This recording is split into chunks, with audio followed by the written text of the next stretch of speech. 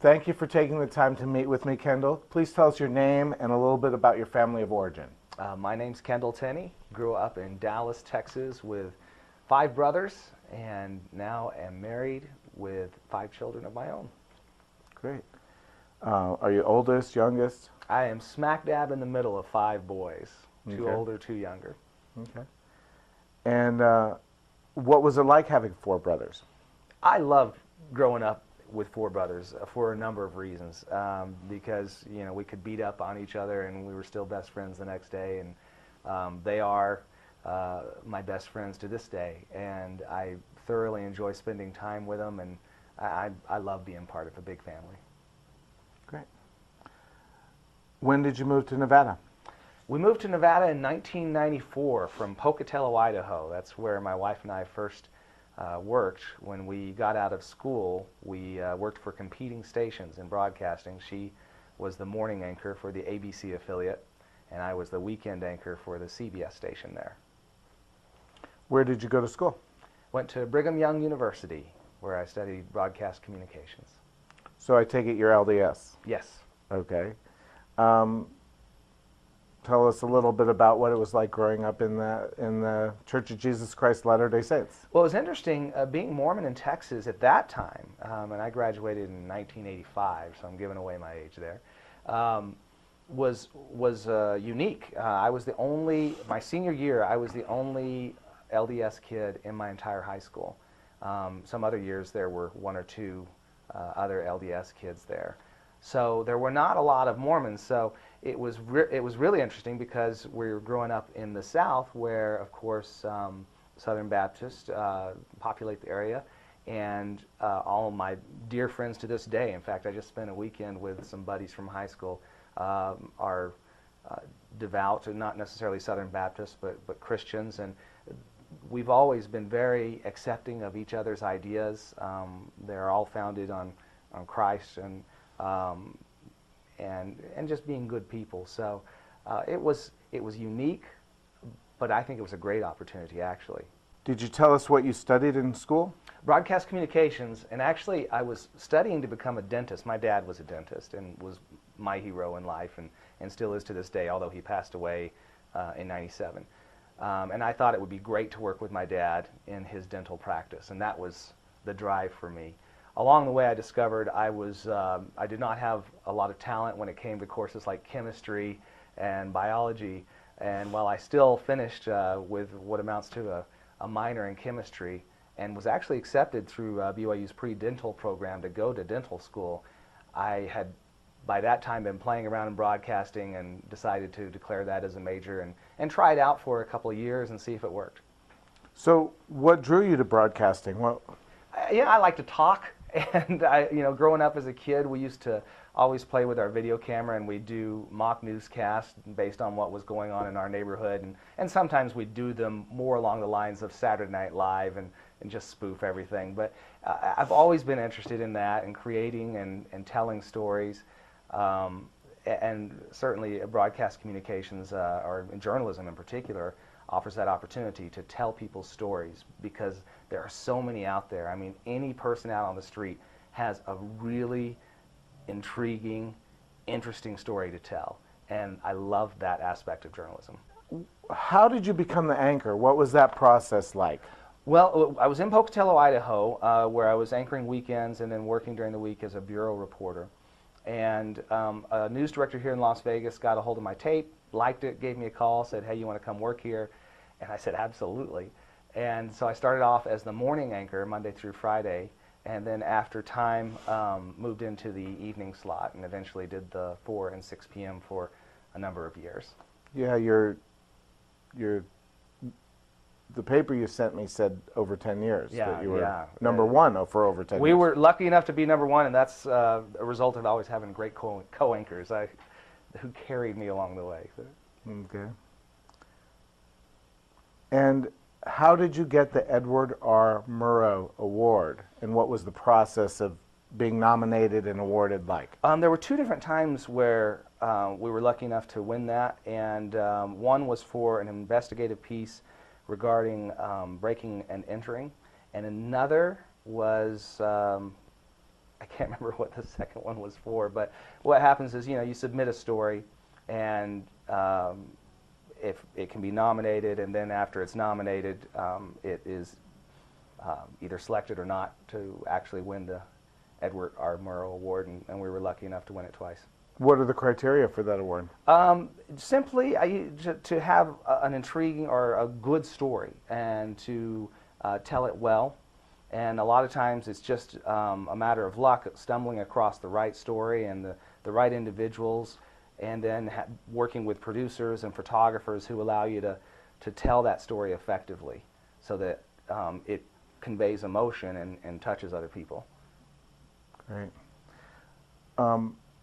What is the Vegas Dozen, and how did you get into it? No, the Vegas Dozen is it's a group selected by a local magazine, and I don't know how I was selected for it. I don't know what the criteria is. I know I was with a great group of guys. I know Andre Agassi was selected the same year I was, which I thought was pretty cool. Well, he built that school here. Andre Agassi has done so much for this community, so to be put in the same circle with him for anything was quite an honor. But you think it's for volunteerism? Yeah, I think mainly it is for your work outside your profession. What are you doing for the community? What are you doing to make Las Vegas a better place, or Southern Nevada a better place?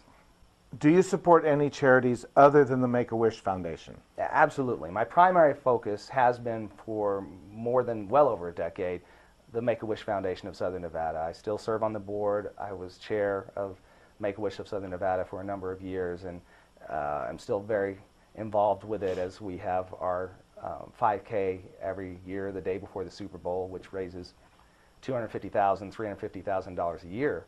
So that is my primary focus, but anytime I'm asked to help out with other causes, I'm happy to do so. I also sit on the Public Education Foundation board, which I think is a critical issue, not only in Southern Nevada, but all over the country right now. Education is more important than it has ever been before, as we are now in a very, very competitive market with other countries.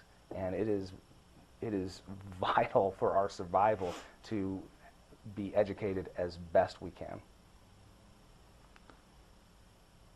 Out of all of the charities that were available to you, why did you select Make-A-Wish as your primary focus? And that's sort of an interesting story. A friend of mine, Marla Letizia, who's here in town, came to me, and she said, wouldn't it be interesting to do stories about children who have had their wishes fulfilled by the Make-A-Wish Foundation of Southern Nevada? I said, yeah, that sounds interesting. And so I started doing these stories once a week called Make-A-Wish Mondays. And over a very short period of time, I fell in love with the mission, with the kids, with the families, and I was deeply touched by what these wishes do for them. Because these are children who are dealing with life-threatening illnesses, and they're going through what I cannot possibly horrendous fathom. Therapy. Yeah, they're going through terrible treatments. They're going through emotional trials that you can only begin to imagine. Their parents, you can only begin to fathom what they are going through. So here comes Make-A-Wish and offers them a respite from this hell that they're in. It is a moment in the midst of this hell, a moment of joy and a moment of hope and a moment of strength that you can't find anywhere else. You're never going to find it at the doctor's office or in a prescription or anywhere for that matter. And it's something that these kids can hold on to. And oftentimes, the parents will tell me and the kids will tell me it's the wish that carried them through all the treatments. As many of these children go on to get better, sadly we lose some, and there are children that pass away. And I've attended too many funerals over the years. But consistently at those funerals, I've had parents come up to me and say, that wish, that time we spent at the beach or at Disneyland or whatever it was, that's something we're going to hold on to. That was a moment of joy that they can lock onto and hold on to forever, because they've just been through the worst possible thing as a parent that I could possibly imagine. Please give us 2 or 3 examples that you found of the wish that was particularly inspirational. Man, people ask, give 2 or 3 examples, and I can give you 100. I know it's hard. It's harder to cut them out Yeah. than to add them in, but It is. please try. It is. There's so many great examples. I'll give you one that's a community example. I love the community examples where the whole community comes together to make a wish happen. We've had several of those recently. One was for a little girl who wanted to be a rock star for a day. And she made the wish, and people started coming out of the woodwork saying, we're going to do this, we're going to volunteer for this, for that. So by the time her big day arrived, she not only had a concert scheduled at the Suncoast, and there was another little girl who did the same thing at the Hard Rock, but she was picked up that morning by a limousine, taken and given a full makeover. Then she went to a radio station where she was interviewed just like a rock star. Then she went to a TV station where she had a press conference and was peppered with questions like she was a rock star. Then they went out to a restaurant and she signed some CDs. They made a CD of her song and she was signing CDs at the restaurant. And then she went to the concert where hundreds of people turned out to welcome her and to cheer for her and to make her feel like a rock star, and then she performed. It was really one of the most incredible things I've ever seen. And there are other examples like that. We had another little boy who wanted to be Spider-Man in a movie. So we had, of course, we have in town so many talented people. Ben Cobb is one of them. He's directed many commercials and television programs. He volunteered to produce and direct the whole thing, and he got all his Hollywood buddies. They came in. It was catered. They had grips. They had, the photog. They had a cinematographer. They had everything, and put together a great movie that starred the mayor and Carrot Top and Elvis impersonators and this little 6-year-old Spider-Man. And 700 people turned out to the Hilton to watch the premiere of this Spider-Man movie, which was one of the most heartwarming experiences that you could be part of. And people enjoyed being part of that. They felt the power of a wish that day. Sometimes it happens on a smaller scale, and it happens in quiet places. There was a little girl, she was probably 11 or 12, her name was Brianna, and her one wish, she loved the ocean, and she'd gotten very sick, and her one wish was to go back and touch the ocean again. And so a bunch of people got together and got a motorhome because she couldn't travel in a regular car at that point. She had to be reclined and had to have a nurse travel with her, so Make-A-Wish made sure that happened. Somebody volunteered.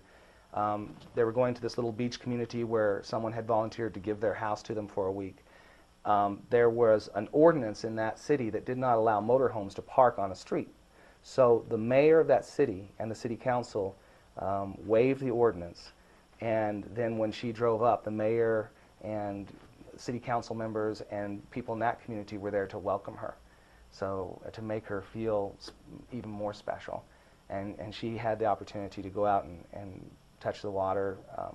For her, it was her last time to be in the ocean, but she was there with her siblings, and the video to watch it is if you don't shed a tear, you're not breathing. You're broken. Yeah, yeah.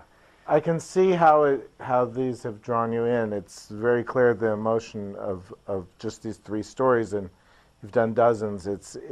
I can see why you could be drawn into such an effort. And it happens. People start to get involved with Make-A-Wish, and they have no intention of fully immersing themselves in it, but they end up fully immersed because they see these kids, they see the power of a wish, and they see the parents, and they see what these wishes are doing, and they want more of it. We have volunteers